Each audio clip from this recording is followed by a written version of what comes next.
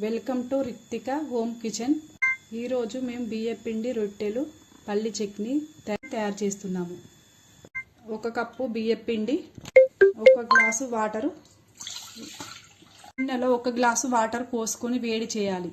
దీనిలో 1 spoon salt, నీళ్లను ఇలా వేడి చేసుకోవాలి. వేడి చేసిన నీళ్లు పిండిలో పోసుకోవాలి. ఇలా ఒక్కసారి కలుపుకోవాలి.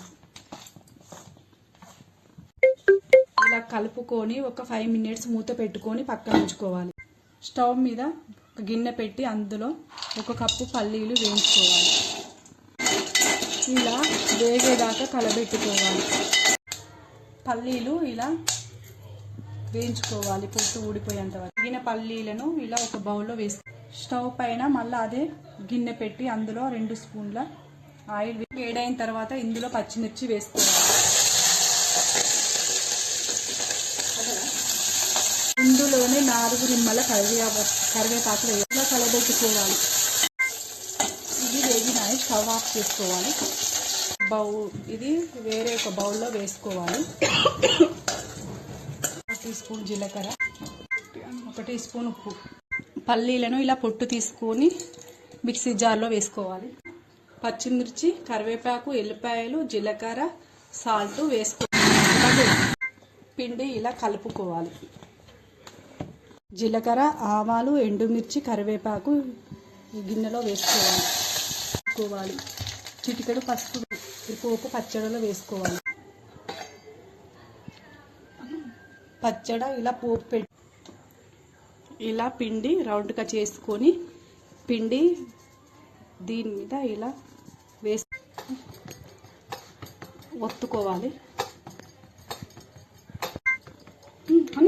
ఇలా రౌండ్గా చేసుకోవాలి.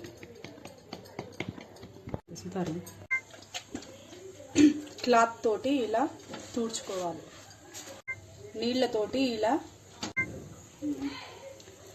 అటు ఇటు చుట్టూ ఇలా అటు ఇటు తిప్పుకోవాలి. ఇలా కాలిన రొట్టెను వేరే బౌల్లోకి తీసుకోవాలి. మళ్ళీ కొంచెం రొట్టెకు సరిపోయేంత పిండి తీసుకొని ఇంకోటి చేసుకోవాలి.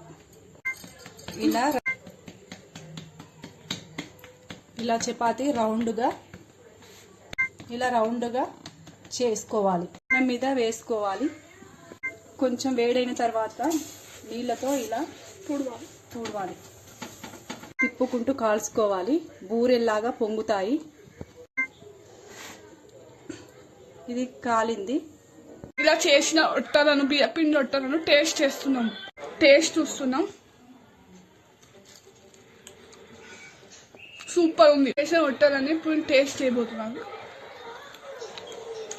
సూపర్ ఉన్నది.